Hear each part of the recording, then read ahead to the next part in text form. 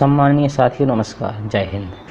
साथियों, आज के इस वीडियो में जानेंगे कि हमारे विद्यालय में स्वतंत्रता दिवस 2020 किस तरीके से मनाया जाना है।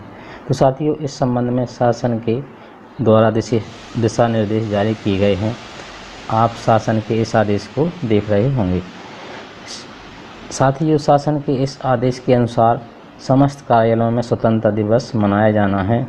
इस संबंध में दिशा निर्देश और जानकारी प्रदान की गई है। तो साथियों, हम अपने विद्यालय में किस तरह से स्वतंत्रता दिवस मनाएंगे, इस बारे में इस वीडियो में चर्चा कर लेते हैं।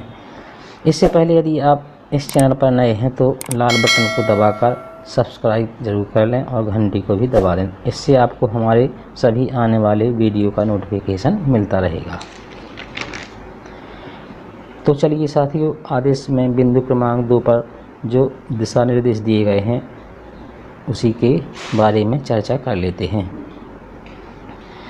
साथियों, इस व्हाइट बोर्ड पर ऊपर आप देख रहे होंगे कि लिखा है कि स्वतंत्रता दिवस 2020 मनाने हेतु शासन के दिशा निर्देश। इस वीडियो में सिर्फ हम अपने विद्यालय से संबंधित दिशा निर्देशों के बारे में चर्चा करेंगे।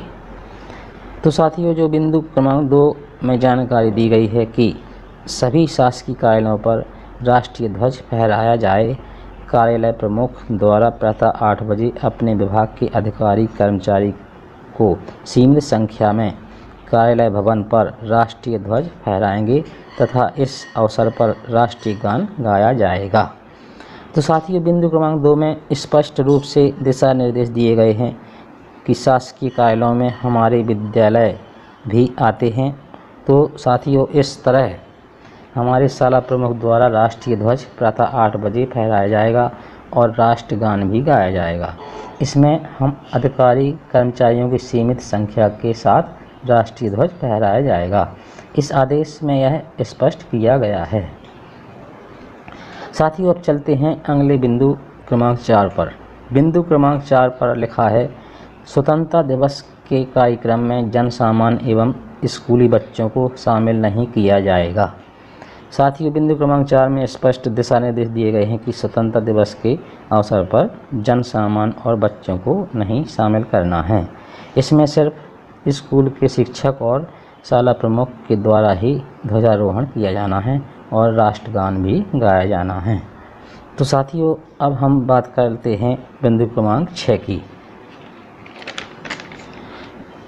तो बिंदु क्रमांक 6 में दिया गया है कि स्वतंत्रता दिवस पर कोई सांस्कृतिक कार्यक्रम का आयोजन नहीं किया जाएगा। तो साथियों, शासन के ने स्पष्ट किया है कि स्वतंत्रता दिवस के अवसर पर किसी भी प्रकार के सांस्कृतिक कार्यक्रम नहीं किए जाएंगे। साथियों, हमको कार्यक्रम में बच्चों को शामिल नहीं करना है और ना ही किसी प्रकार की सांस्कृतिक कार्यक्रम भी नहीं करना है। साथियों, बिंदु क्रमांक 7 को देख लेते हैं, इसमें क्या निर्देश दिए गए हैं।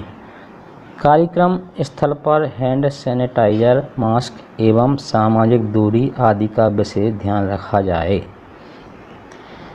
तो साथियों, हम इस तरह सावधानी पर भी हम सबको विशेष ध्यान देना है। कार्यक्रम में मास्क लगाकर और सामाजिक दूरी बनाए रखें और कार्यालय में सैनिटाइजर की व्यवस्था भी करके रख लें। अब देख लेते हैं कि बिंदु क्रमांक 9 में क्या दिया गया है। स्वतंत्रता दिवस 2020 के अवसर पर प्रदेश में स्थित मुख्य सार्वजनिक भवनों एवं राष्ट्रीय महत्व की इमारतों में दिनांक 14 एवं 15 अगस्त 2020 को रात में प्रकाश की व्यवस्था की जाए।